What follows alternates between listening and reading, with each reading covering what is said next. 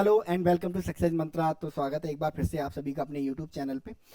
Younis Mohammad Younis is feared, जो बांग्लादेश की care taker government के अभी हाल ही में चीफ है ना, और वो बहुत ज़्यादा डरे हुए हैं after the comeback of Trump. ठीक है, क्या रीजन है कि भाई ट्रम्प से बहुत ज़्यादा डरे हुए हैं मोहम्मद यूनिस, और क्या बांग्लादेश में अभी और पॉलिटिकल ड्रामा होने वाला है?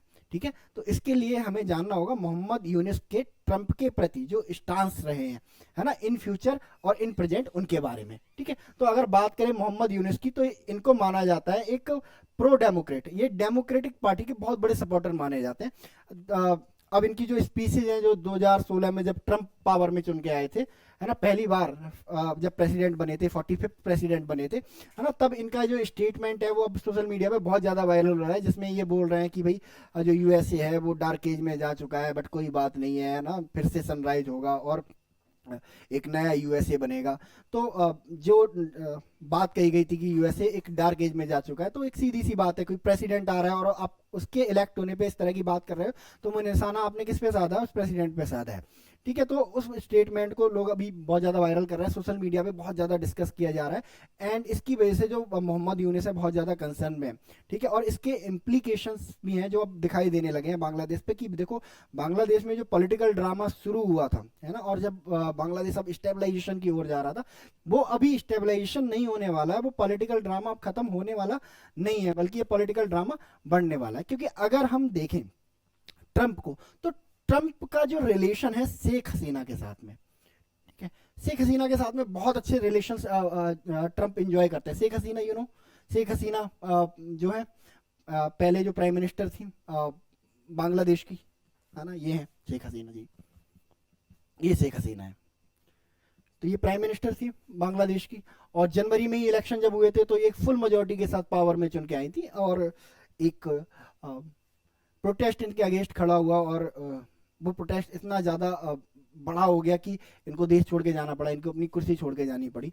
एंड उसके बाद ये बोला जा रहा था कि शेख हसीना ने भी बोला, और जो जियो पॉलिटिकल एनालिस्ट हैं वो भी बोल रहे थे कि ये शेख हसीना का जो आउट्स हुआ है यहाँ से बांग्लादेश से, ये ऑल ऑफ द सडन नहीं है, इसके पीछे एक प्लानिंग है पूरी की पूरी यूएसए की।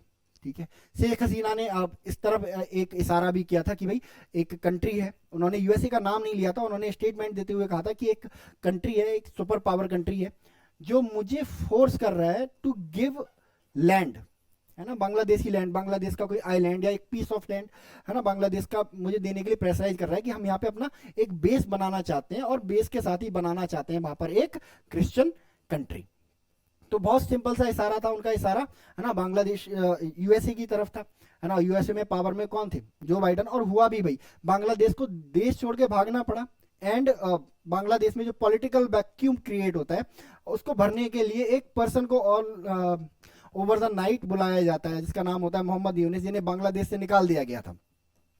बहुत टाइम पहले इन्हें बांग्लादेश में निकाल दिया गया था एक स्कैम के लिए, जिन्होंने माइक्रो फाइनेंसिंग में एक स्कैम किया था, और इन्हें बुला लिया जाता है, एंड बांग्लादेश की जो पावर है ना, इन्हें हैंड ओवर कर दी जाती है, इन्हें, है ना, एक चीफ बना दिया जाता है उस केयर टेकर रिजीम का। और ये इत्तेफाक तो नहीं हो सकता कि भाई मोहम्मद यूनिस किसके सिंपैथाइजर है? डेमोक्रेटिक पार्टी के, यूएसए की जो डेमोक्रेटिक पार्टी है उसके सिंपैथाइजर है, और पावर में यूएसए में एट दैट टाइम जब बांग्लादेश में ये पॉलिटिकल टर्मोइल, पॉलिटिकल अनस्टेबिलिटी चल रही थी, कौन पावर में थे? डेमोक्रेटिक पार्टी पावर में थी। जो बाइडन कहां से बिलोंग करते हैं?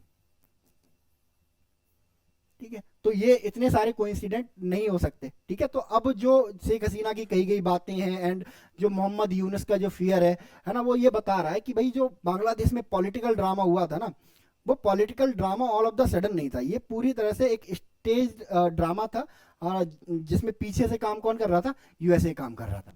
एंड पावर में आते ही ट्रंप ने भी, है ना, इस तरह के स्टेटमेंट दिए, जैसे उन्होंने बोला था कि भाई कि जो मोहम्मद यूनिस है उस बांग्लादेश के जो चीफ हैं करंट रिजीम के, मैंने सुना है कि उन्होंने मेरे खिलाफ उसमें फंडिंग की थी। तो आप अब क्लियरली तो ट्रंप कहेंगे नहीं, है ना, कि भाई मैं इस आदमी को पावर से हटा दूंगा, मेरे को रिवेंज लेना है इस आदमी से।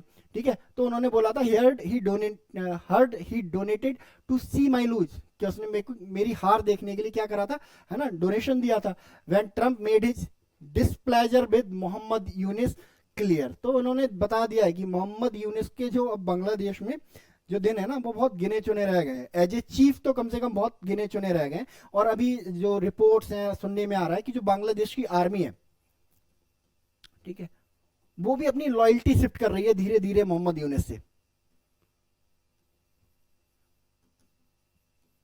ठीक है, डिसेंट बढ़ते जा रहे हैं, डिस्कोर्स बढ़ते जा रहे हैं बांग्लादेश की आर्मी और मोहम्मद यूनिस के बीच में। तो ये भी कोई इत्तेफाक नहीं है कि बांग्लादेश आर्मी ने देख लिया होगा कि भाई ट्रंप पावर में आ गए और यूएसए ट्रंप से, मतलब अगर ट्रंप के एंटी जाना मतलब यूएसए के एंटी जाना, यूएसए के एंटी जाना एक सुपर पावर के एंटी जाना।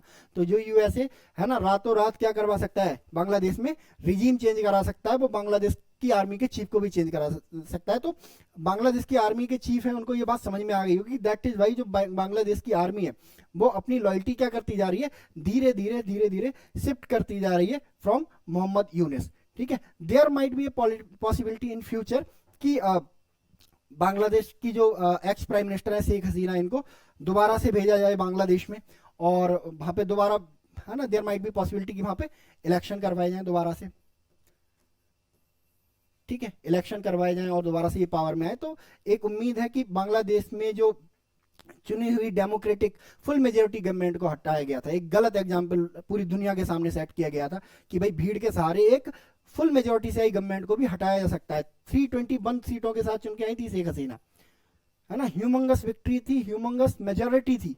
ठीक है, उसके बाद भी उनको विद इन 5 मंथ उनको पावर से हटा दिया जाता है। तो एक गलत एग्जाम्पल सेट हो रहा था, है ना। तो आई होप कि अब ये जो एग्जाम्पल सेट हुआ था, है ना, अब टाइम आ गया है कि भाई दोबारा से, है ना, बांग्लादेश अपनी नॉर्मलसी की तरफ लौटेगा। एंड बांग्लादेश में जो अभी जो एंटी हिंदू एंटी क्रिश्चियन जो वहाँ पर चीज़ें चल रही हैं वो अब शायद वहाँ पे जाके स्टॉप होंगी। क्योंकि देखो मोहम्मद यूनिस, है ना, एक इंटेलेक्चुअल आदमी, माइक्रो फाइनेंसिंग के मतलब नॉलेज रखने वाले इकोनॉमिस्ट, इनको नोबल प्राइज भी मिला हुआ है इसके लिए। एंड इनको बहुत ज़्यादा समझ नहीं है पॉलिटिकल चीज़ों की। तो इन्होंने किस चीज़ का सहारा लिया पावर में आने के बाद, अपनी पकड़ मजबूत बनाने के लिए बांग्लादेश के ऊपर। ठीक है, इन्होंने क्या बना दिया, पूरे प्रोटेस्ट को एंटी हिंदू एंटी क्रिश्चियन बना दिया इन्होंने, जिसकी वजह से बहुत ज्यादा बैकलैश इन्हें पूरी दुनिया से और इंडिया से, है ना, सहना पड़ा। तो आई होप अब चीजें यहाँ पे सुधरने वाली हैं। ठीक है, तो ये रहा मतलब मोहम्मद यूनिस का फियर, क्यों मोहम्मद यूनिस डरे हुए हैं और फ्यूचर मोहम्मद यूनिस का क्या होने वाला है ना। जाते जाते चलिए बांग्लादेश के बारे में जान लेते हैं, बेसिक इन्फॉर्मेशन। बात करें अगर बांग्लादेश की कैपिटल के बारे में, बांग्लादेश की कैपिटल के बारे में अगर मैं बात करूं तो बांग्लादेश की कैपिटल जो है ढाका है। करेंसी की अगर मैं बात करूं तो बांग्लादेश की करेंसी क्या है, टका है। ठीक है, और वो कौन कौन से स्टेट हैं, इंडियन स्टेट हैं, जो बांग्लादेश के साथ बाउंड्री शेयर करते हैं। देयर माइट बी पॉसिबिलिटी कि बहुत सारे वेरियस एग्जाम में, एसएससी वगैरह में, सीयूईटी वगैरह में इस तरह का क्वेश्चन पूछ लिया जाए कि भाई कौन से स्टेट हैं जो बाउंड्री शेयर करते हैं विद बांग्लादेश। तो त्रिपुरा, मेघालय, असम,